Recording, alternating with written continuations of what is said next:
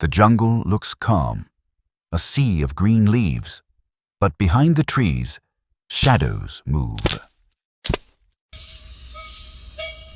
This is not paradise. This is the world of the Yanomami, a people outsiders once called the fiercest tribe on earth.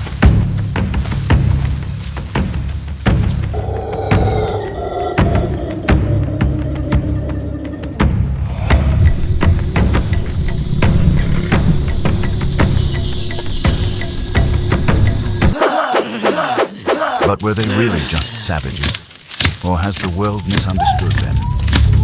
Stay with me, because what you're about to hear will break the myths, answer the questions, and reveal the truth hidden in the Amazon.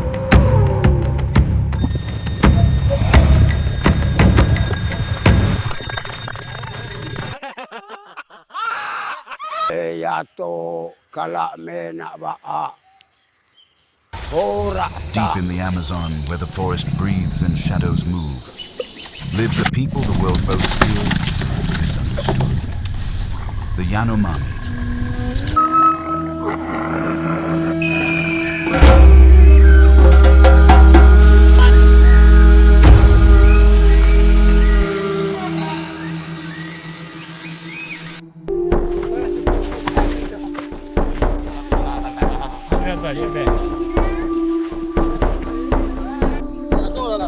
Napoleon Chagnon, 1968.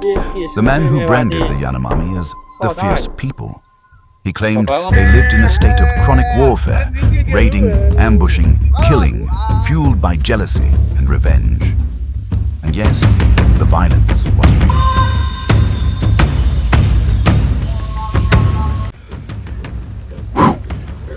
Raids where children were killed, battles where villages were burned, women stolen, men beaten to death.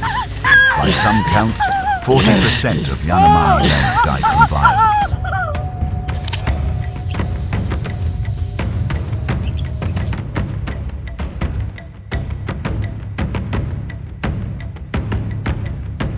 But here's the first question.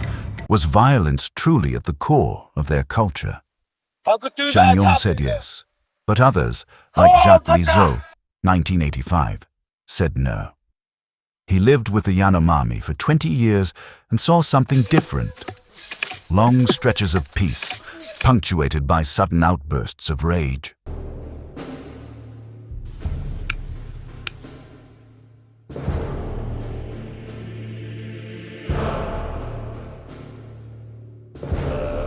Before every battle, before every hunt, the Yanomami turned to their shamans. These men inhaled yakuwana, a sacred hallucinogenic snuff, and entered trance.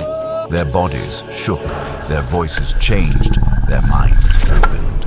Through visions, they spoke Zapiripe spirits, dazzling beings of light, the essence of animals, rivers, mountains, even the dead.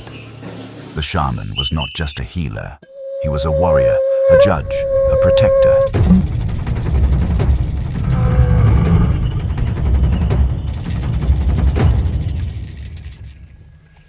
When illness struck, shamans fought invisible arrows sent by rival villages. When enemies approached, spirits revealed the path of ambush. When crops failed, it was shamans who begged the forest to forgive them.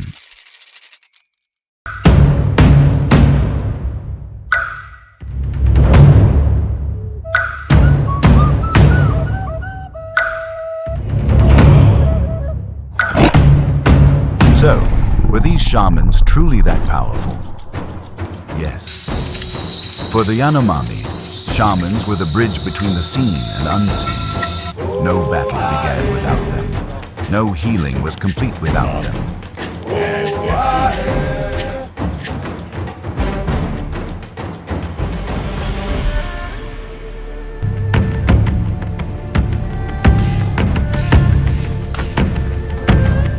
And this reveals something crucial. The Yanomami did not see war as chaos. They saw it as part of a larger balance between spirits, humans, and the jungle itself.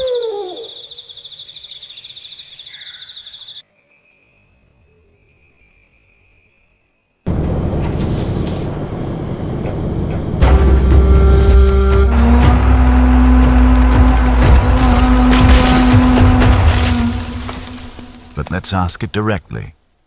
Why so much bloodshed? Was it hunger? Was it jealousy? Or was it something outsiders never wanted us to see?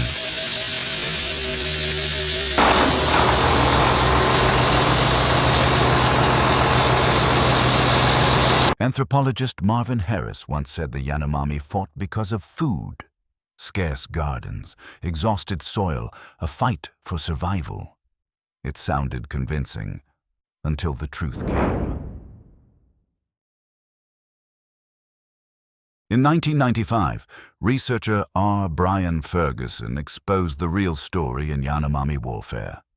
The bloodshed didn't explode in isolation. It escalated when outsiders arrived.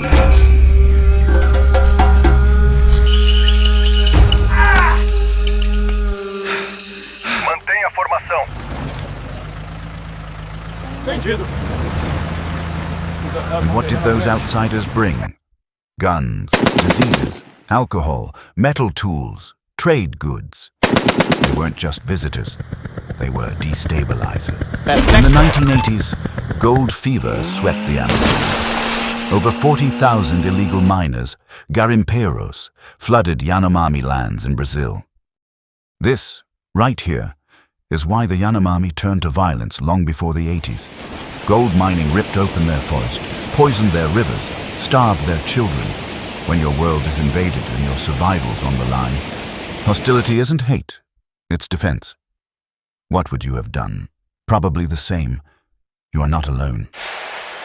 Entire rivers poisoned with mercury, forests detonated with dynamite, and the people who resisted were executed.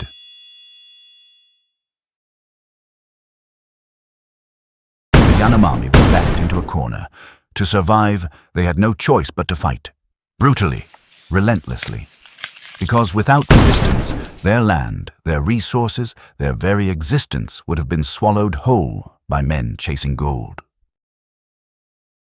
The myth says they were violent because they were primitive. The truth, they were violent because the modern world declared war on them first.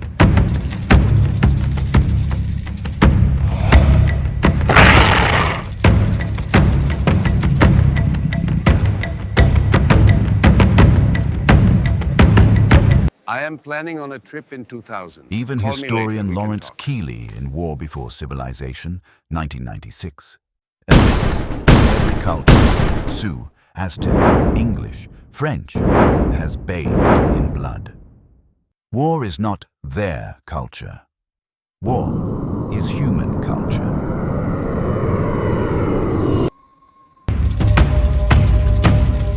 These same warriors are also gardeners, fathers and lovers of ritual. The same man who strikes an enemy at dawn may cradle his child at night. Ei, essa comida tá ótima, hein? Com certeza, melhor que a ração de ontem. Pelo menos aqui a gente descansa um pouco. Inside their villages, the Yanomami were not lawless. They were family, but a family with zero tolerance. Disputes were punished harshly. Obedience was enforced. Order was survival. Chama o trator! And when enemies came, when miners cut through their rivers in the 1980s, when rival tribes tested their borders, the Yanomami response was never half-measured. Losing was not in their vocabulary. Without dominance, there would be no Yanomami. So every battle became more than war. It was a statement. We are not prey. We are not a joke. We will not be erased. Mind you, this is still going on today, as many moons will come. The Yanomami never abused their power, nor their deep connection with the spirits. They called upon it only to defend their legacy, their future. A decision made many moons ago, and one they never wavered from. Outsiders saw raids and called it savagery. They saw rituals and dismissed them as hallucination. But the truth? Every raid, every vision, every chant was not chaos. It was strategy.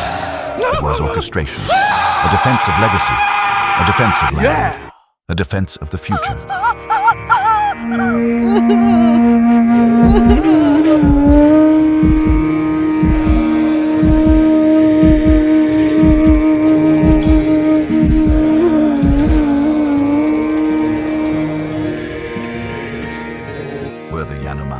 savages?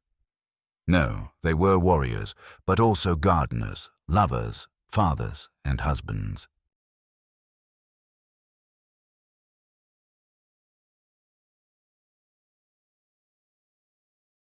Were their shamans truly that powerful? Yes. They healed the sick, cursed enemies and guided warriors through visions that still echo in Yanomami chants today.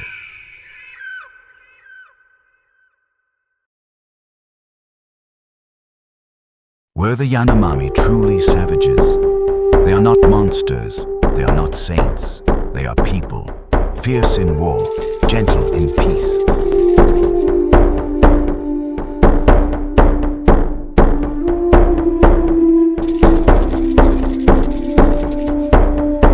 If this moment stirred something ancient in you, drop your mark below and let the spirits know you are here.